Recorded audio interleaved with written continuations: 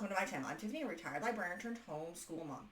And in this video, we're going to be moving from the American War of Independence to the second part of the American War of Independence. We're going to be dealing with the War of 1812. So this starts in 1812. I think it ends around 1814. It doesn't last that long. This is why technically it's between the United States and Britain.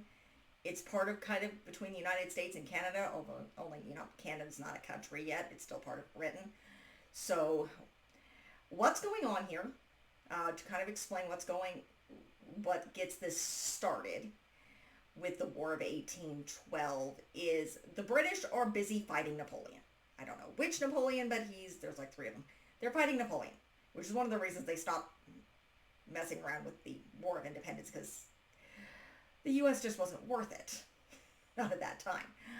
But because they're doing this, they're fighting Napoleon, they've been messing around with restricting the United States merchant ships, making them stop off and pay taxes in Great Britain before trading with anybody else.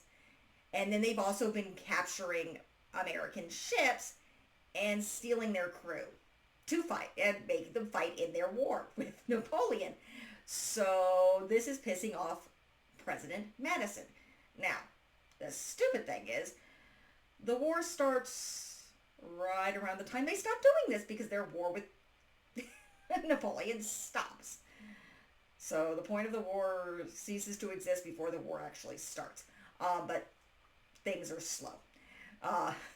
They travel slowly. So Madison, irritated, and being pushed by younger congressmen who were not around during the War of Independence. So James Madison was one of the originals. He helped write the U.S. Constitution. He is in fact responsible for the first 10 amendments, our Bill of Rights. He's the one who wrote those, though I think there were originally 12. But he is being pushed. He is a Federalist. And so he's being pushed by younger members of his party to start war with Great Britain. They also want Canada. And they think the Canadians will welcome them to freedom. So they don't. But again, that's kind of what the original point of this war was. It was sort of to try to capture Canada, and also the Brits had been, as sort of the War of Independence, preventing the Americans from moving, or the United States people from moving west, and they were protecting the Indians.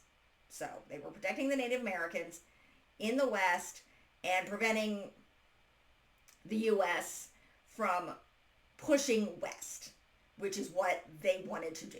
At the end of this war, that's what they do. So there were no winners to what would be considered the War of 1812. The borders went back to normal.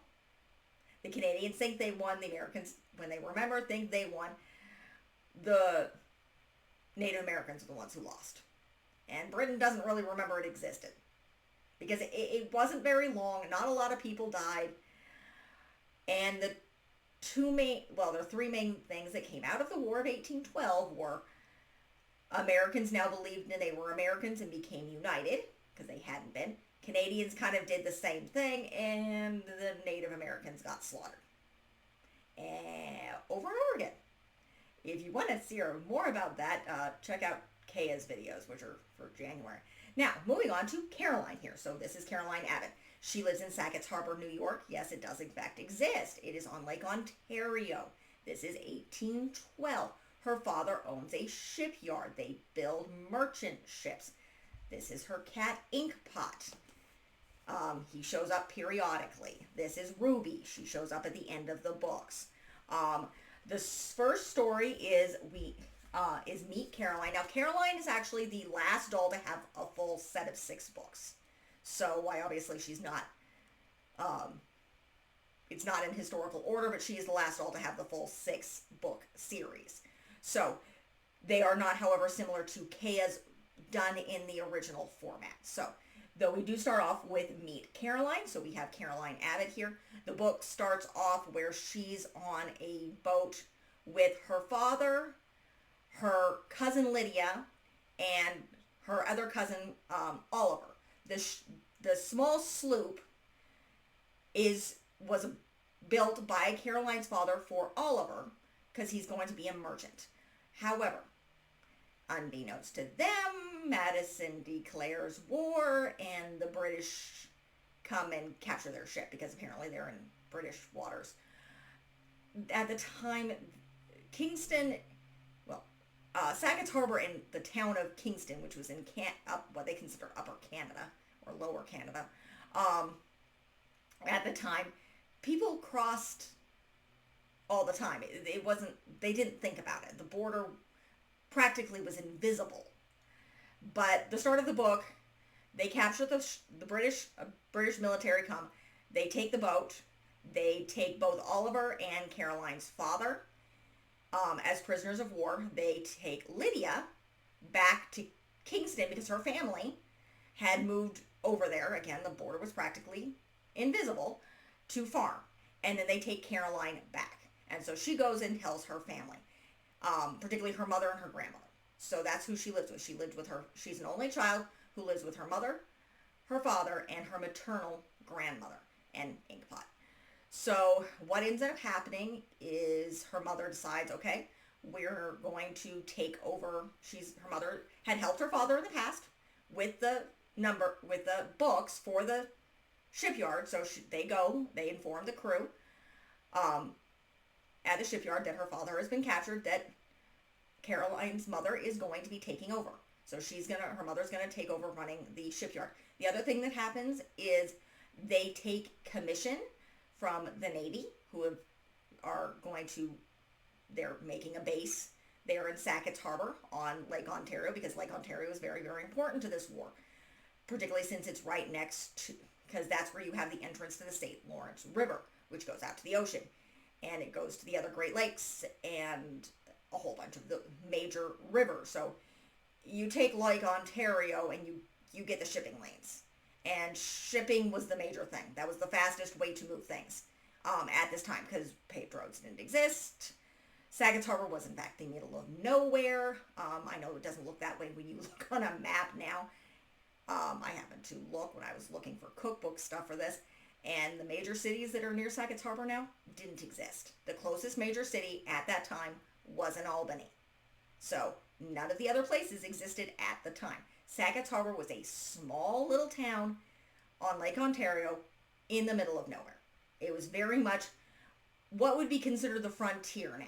So, but that's basically what happens in that first book. But you do kind of meet her family. So the people that are mentioned are her father, her mother, herself, her grandmother, her cousin Lydia, Miss Shaw, who's their neighbor, Mr. Tate, who comes up frequently. He's the chief carpenter. He's known the family for years. Seth, who's the mailman. Well, mail boy. He's a young postman. So, that is Seth. So, that is Seth there. And then Jose Barton, who's a skilled sailmaker. He is not a slave. I'm going to point this out. As opposed to, in Felicity's book, Jose is a free black man. So, he is a skilled sailmaker. So that's pretty much what happens in this book. So the next book we have, again, is Caroline's Secret Message. So in this book, Caroline and her mother take, I believe it's the skiff Caroline's father gave her, and go across to see her father. I do believe, I don't know if it's at the end of this book or the end of this book, where and he's never actually put in the beginning. Lydia's brother Oliver is never, I think he's mentioned maybe at the end of this book where he comes back, because they release him because he's a boy and then he goes and joins the Navy, and you never see or hear from him again, even in the mysteries. But they go, and this is October, so they go and go to her father's. They also gain boarders.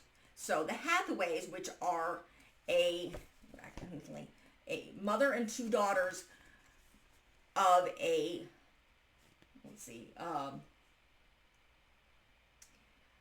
one of the lieutenants in the Navy. Now, if you remember my talks in last month with Felicity, one of the parts, or you understand the U.S. Constitution, has to do with the fact that there's a law in the United States against bordering soldiers. So that means that the Hathaways,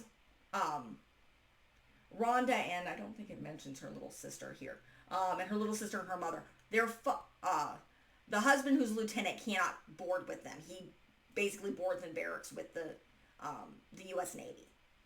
So, because you can't border soldiers, but they occasionally follow their father around. So they come and board with them. Rhonda is 12. So again, at this point, Caroline, I think this is her birthday. Yeah, because her birthday's in October. So she turns 10 in here. In the first book, she's 9. So Rhonda is 12. And I do believe her cousin Lydia's 11. So the other thing is you get to meet Caroline's aunt and uncle, who I believe are, I don't know whether I think they're on her father's side. Their father's side to her mother's side. I think they're her father's. So they're settled in Upper Canada. So they are mentioned, I think, because Oliver is mentioned, and they come back. So they leave with absolutely nothing and come back to the United States because they are, and then of course you have Seth in this story, and they always have her father here because he's always on her mind, even if he's not physically in the book. And then of course you have Mr. Tate, who's the chief carpenter. So in this story,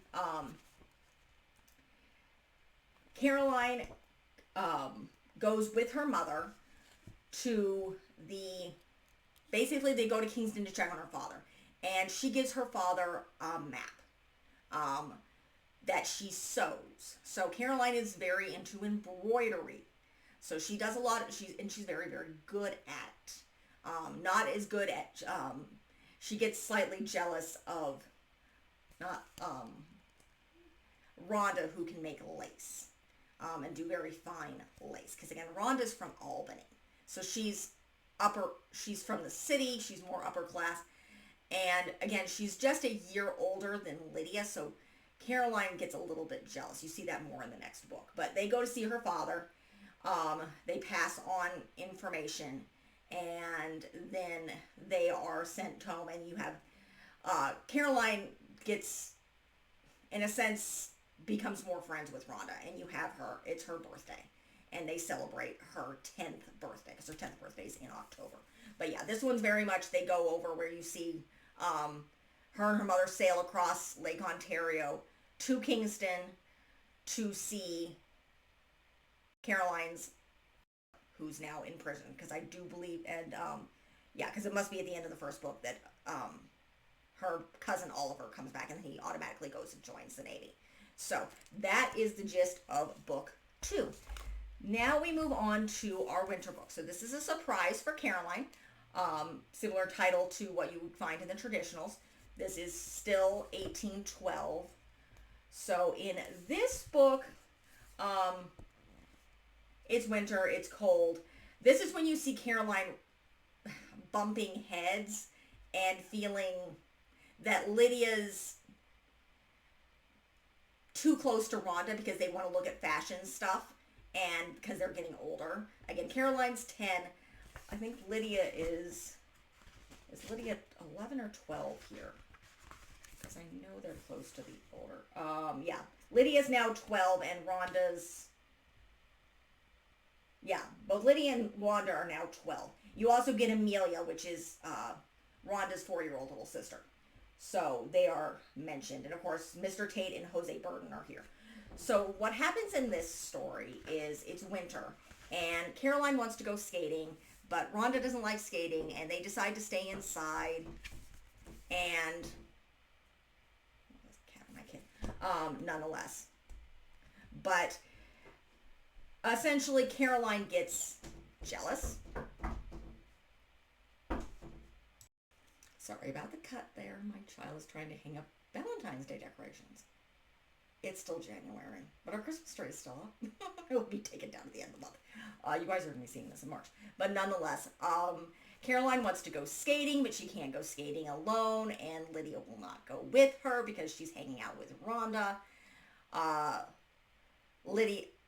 Caroline gets jealous and feels like she's being treated like a baby. Because again, she's 10, they're 12. And not that Caroline isn't somewhat interested in fashion, but she would rather go out skating because they'd been stuck inside for so long because it had been snowing. Because it's upstate New York. And it's winter. It's freezing. And they're on a lake. And they're on an inland sea. Because, Lake Ontario's huge. But she ends up having Jose make ice skates for Rhonda.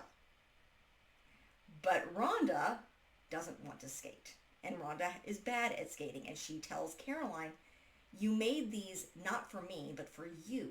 So I would do something with you. So, then later they go, the girls decide to go out and play a game where they take hoops, which like long metal hoops, and roll them down a hill, which is a common thing. Unfortunately, Caroline takes one from her grandmother's spinning wheel, and they lose it in the lake, and Caroline nearly falls in.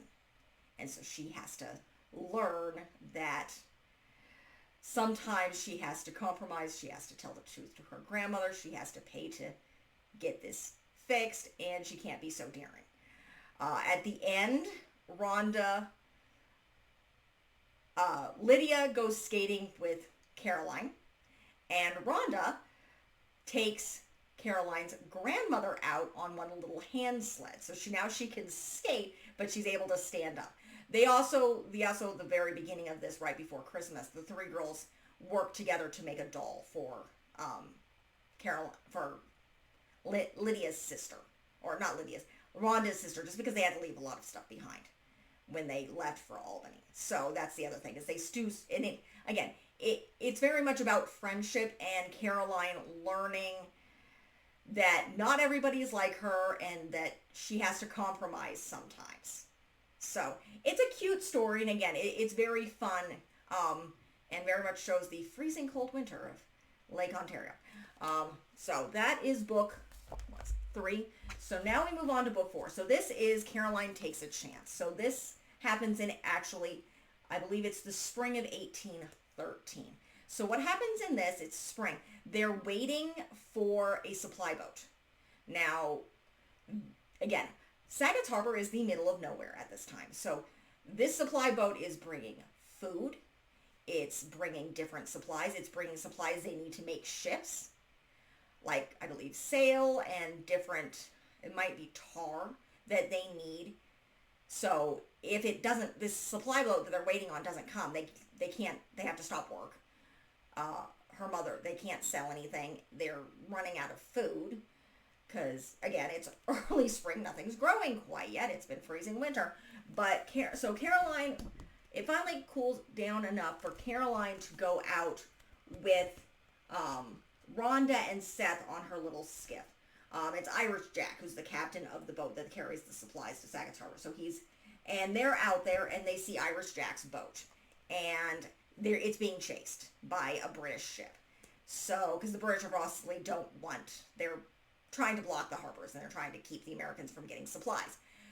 So they sink the little boat that Caroline's father made to prevent the British in their much larger ship from getting, as the Irish Jack's ship goes up the rivers, and he has a much shallower hull. So his boat does not sit as deep in the water as these British ships. So they sink her little boat to save Irish Jack's. And then he's able to get supplies there.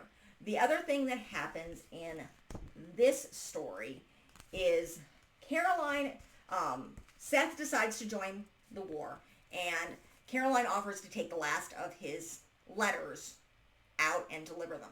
Well, it's getting late. I think she's done with the letters, so she's going to stop at a little fishing place that her and her father found. Well, she finds her father. Her father's there. He's very sick. He has a fever. He's had a hurt leg, and so she has to nurse her father for a while. I think she nurses him most of that night, and she's able to get him warmer and she knows some healing herbs that she's able to help him with, and she's able to help him get home because he hurt his leg. And he tells them, He was being, there were, a lot of the prisoners were being moved to Nova Scotia, which is obviously much, much further away because that's on the Atlantic Ocean. And yes, I've been there. I've actually been to Kingston long before we found these books. It is now a college town. So I actually toured Fort McHenry, which was, I think, the fort they built to protect themselves from the Americans. But nonetheless, we were there. That was me and my husband went on our honeymoon, so we were in both places. But nonetheless, she's able to bring her father home, and he had escaped, basically. He jumped ship, and I think he was rescued. He hurt himself. He was rescued by a Native Americans nurse to help through that winter, and then started heading home. But it's a long way, and then he hurt himself and got to the fish camp, and then Caroline found him. She did save her father's life, because he probably would have died had she not found him there. So that is the end of that story. So now we move on to our second to last book. This is Caroline's Battle. So in this story, what happens is we have what we almost consider the second battle of Sackett's Harbor. Some tables just says the Battle of Sackett's Harbor because this is when things actually, when they're attacked. Because the first one, the British troops are kind of attacking, kind of not, and they're kind of scared off really quickly. This is far more intense. So her father is part of the militia, and so he goes to join the militia. Caroline's mother said she's going to go protect the shipyard, and she tells Caroline to stay with her grandmother. But Caroline can't find her way to stay with her grandmother. She needs to go with her mother. So her grandmother's like, I survived the revolution. Go away. So it's like, I know what to do. Don't bother me. Go away. Go join your mother. So she goes and joins her mother. And they are told, because the Navy shipyard is right next to them. Now, the main big reason for the attack, besides the fact that they're building ships there, and that's where the U.S. Navy on the lakes is based, is the British Navy, or the American Navy, are building the USS Pike. This ship did in fact exist. It was a huge warship, and the British wanted to destroy it because they knew if the Americans finished building this ship that the British would lose control of Lake Ontario, which they do. They also lose control of Lake Erie. But the other thing that was going on was, speaking of Lake Erie, the Americans were trying to go over Lake Erie and conquer Canada. They didn't succeed. I do believe Detroit is taken during this. So is Washington, D.C. I don't know if it's at this time. But nonetheless, Caroline and her mother are told that if they get a specific signal, because they're also building ships, that they need to burn down their shipyard and all their supplies to keep the British from getting there. Yes, this was true. Again, this battle really did happen. So did the one in the first book. The carpet thing at the beginning of the first book probably didn't happen. I got that from another book called Powder Monkey. For another story about Sackett's Harbor, which would have ended right at the end of Caroline's first book. But nonetheless, so they get this false signal. So they're about to burn down their shipyard, which they don't want to do. And all the men are gone because the men have gone to fight. So that they are given the signal, they almost burnt down their shipyard. Turns out somebody was being a little bit too worried because the militia didn't do really well in this battle. They started running away because they weren't trained. The U.S. did not have a standing military at the time. They didn't really have a standing navy at the time. It was 30 years after the end of the American Revolution. The U.S. was still very much a fledgling country and looked probably very, very bizarre to a lot of other countries because we've had multiple leaders. Remember, Washington set the tradition to leave after 2 terms. So he was president for 8 years. Then you had either Adams or Jefferson, and then Adams or Jefferson. I can't remember which order they went in. Both of them were 2 and 3, and then I believe Madison came after them.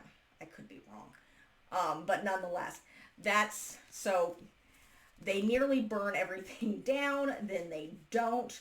Her father is fine. The Americans obviously fight off the British, and they win the Battle of Sackett's Harbor. So that is the gist of this book.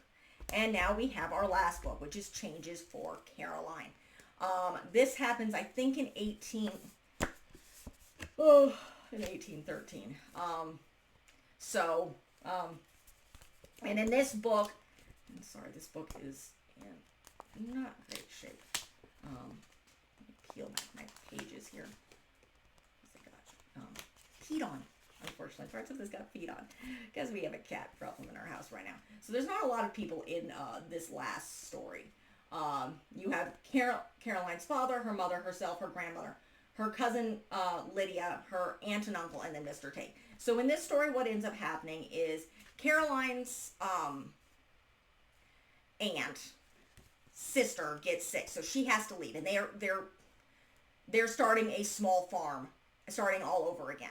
And obviously, her male cousin is gone, so, because you never see, he's mentioned in the first book, and he's never seen again. Oliver is gone.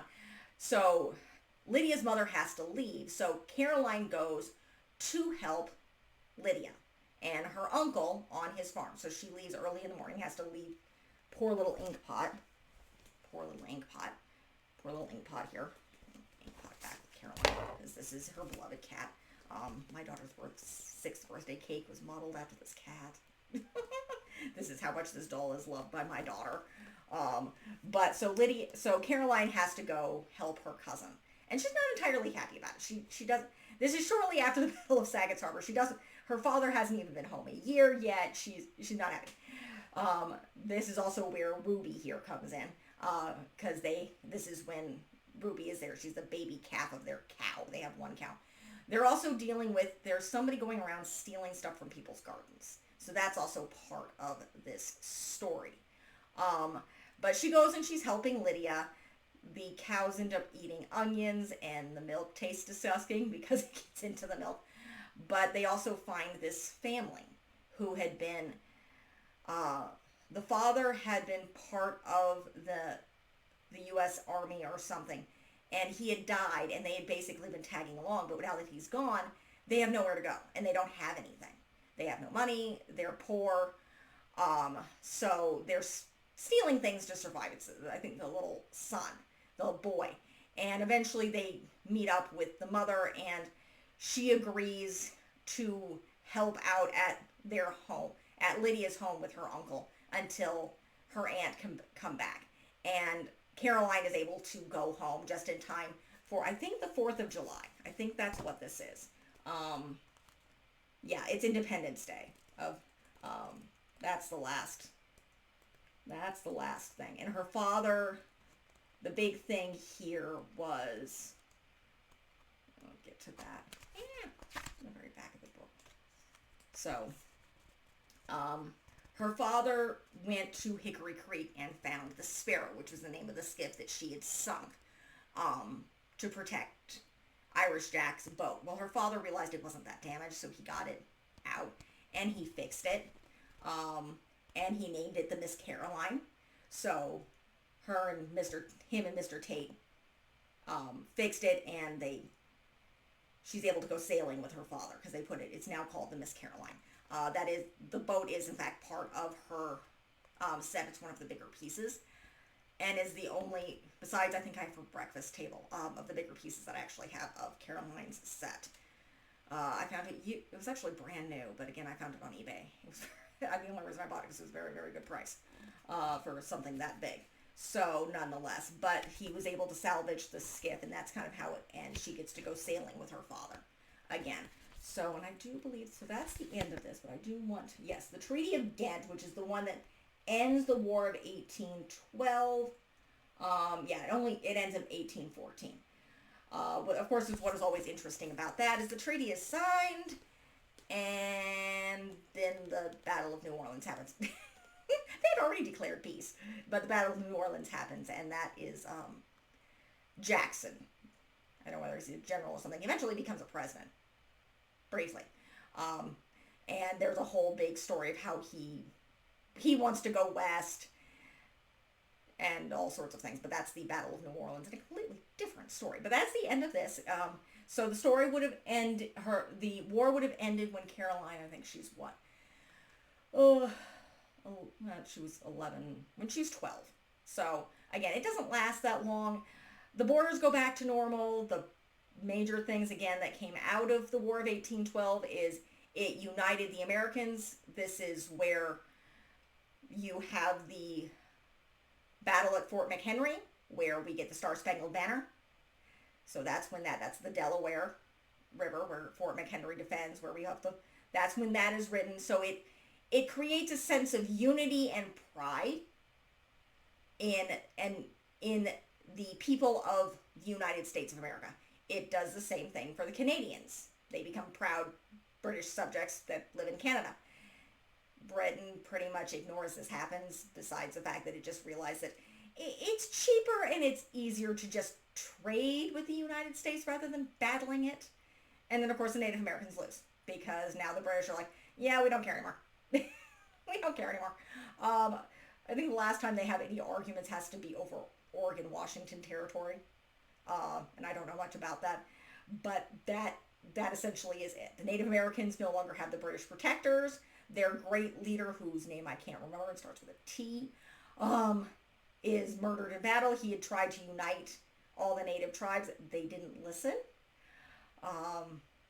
But essentially, it was very much after this, the United States pushed west without the restriction of the British. So the Native Americans lost. The Americans and the Canadians won because now they believed in their countries. And that's pretty much it. But that is the end of Caroline's stories. She does have 2 mysteries and a journey book, which I will cover late for you guys later this month. But again, this is, and I love Caroline too. I would love to put her hair back in the sausage curls, but my daughter will not let me. And beloved Inkpot, again, this doll, as you can see, is very, very well loved, as is the cow. Again, we have Little Miss Ruby here, so these are both part of her collection. So that is it for this review. If you like what you see, be sure to like and subscribe. I will be covering Caroline's mysteries and her journey book, as well as a few other things concerning this time period. May not necessarily be the War of 1812, but we have a couple more books and some stuff that will be coming on around this early part of the 1800s. Then we will be heading off to New Mexico right after the first Mexican War of Independence. Apparently there's another one. I don't know that much about Mexican history, but we'll be heading off to New Mexico to what I was calling Josefina, but and you think I should know this, my husband does speak conversational Spanish. It's Josefina, because J in Spanish is pronounced as an H. So she will be coming up next month, and then we'll be moving on to New Orleans in the 1850s, which we'll be covering Cecile and Marie Grace, who are African Americans living in New Orleans. And then we'll be moving on to Kirsten, who is in the Minnesota frontier, and then our escaped slave, which is Addie. And then I think directly from Addie, we jump into the 1904, which is Samantha. We go from very, very poor to, Samantha's very rich and has a lot of books. But again, we will be finishing up this month with Miss Caroline and things around the 1800s, and then moving on to New Mexico. So if you like what we see, be sure to like and subscribe. Again, this year I'm covering American Girl dolls as a way of covering U.S. history.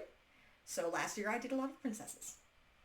But nonetheless, if you like what you see, be sure to like and subscribe and check out the rest of the channel. Thank you.